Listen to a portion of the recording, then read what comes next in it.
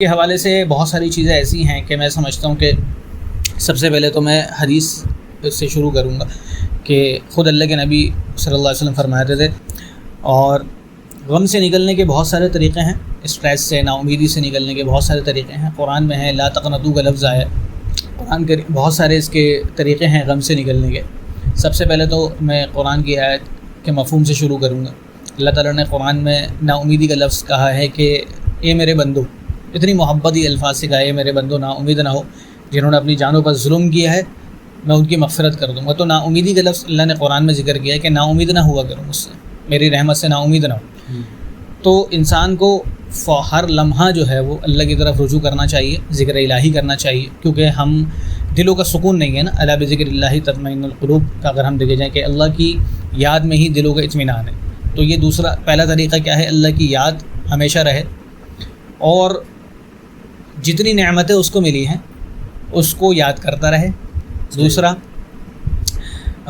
اس میں جو ہے حضور پاک صلی اللہ علیہ وسلم نے فرمایا کہ جب میں کسی حالت میں پریشان ہو جاتا ہوں، تو جس وقت مجھے کوئی حالت پریشان کر دی تو میں بلال کو کہتا ہے، بلال نماز کی تیاری کرو، نماز کی تیاری کرو۔ تو یہاں سے یہ بتایا کہ جب بھی کوئی پریشانی، کوئی غم، کوئی فکر لائق ہو تو نبی جو ہے اور صحابہ بھی سب نماز کی طرف لوٹتے تھے، مسجد کی طرف آتے۔ تو ہمارا سکون جو ہے نا وہ مسجد ہے، نماز میں ہے۔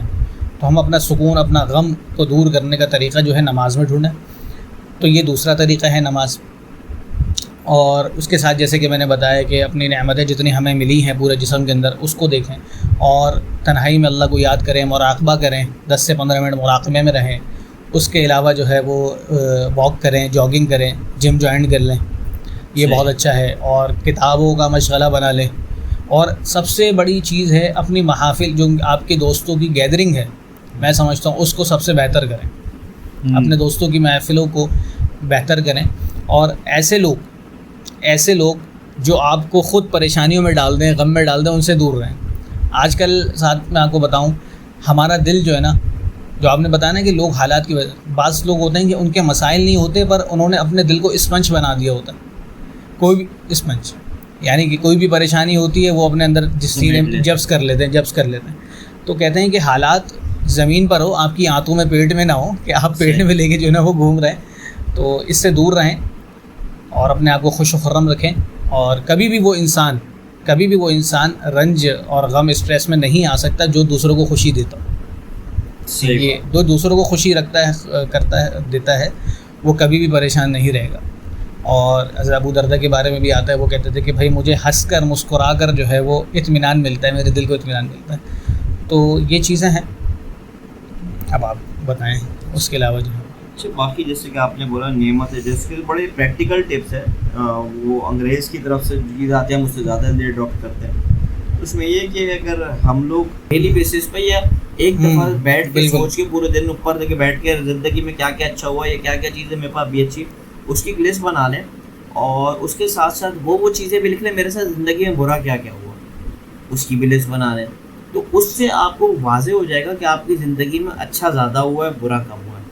جیسے کہ دوسرا آپ نے بولا جم کا، بالکل جم سے کیا ہوتا ہے کہ اسٹریس ریلیز ہوتا ہے۔ جب آپ کے اوپر اسٹریس جمع ہو جاتا ہے، جیسے کہ نا ہمارا ذہن ایک الگ مسئلہ ہے، جسم کے مسئلہ الگ ہے۔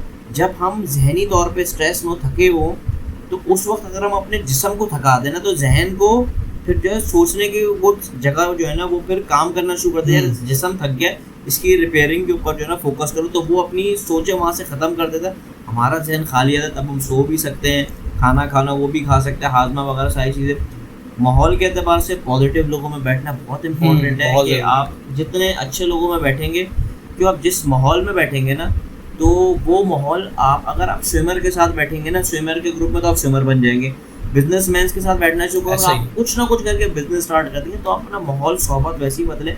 اور بالکل یہ جیسے کہ آپ نے بولے کہ بھائی کہ جب بھی پریشانی آئے تو ہم یہ دیکھیں جو دنیا کے سب سے محبوب ترین شخصیت تھی، ان کے اوپر پریشانی آئی تو ہم لوگ کیا چیزیں ہیں، صحیح ہے۔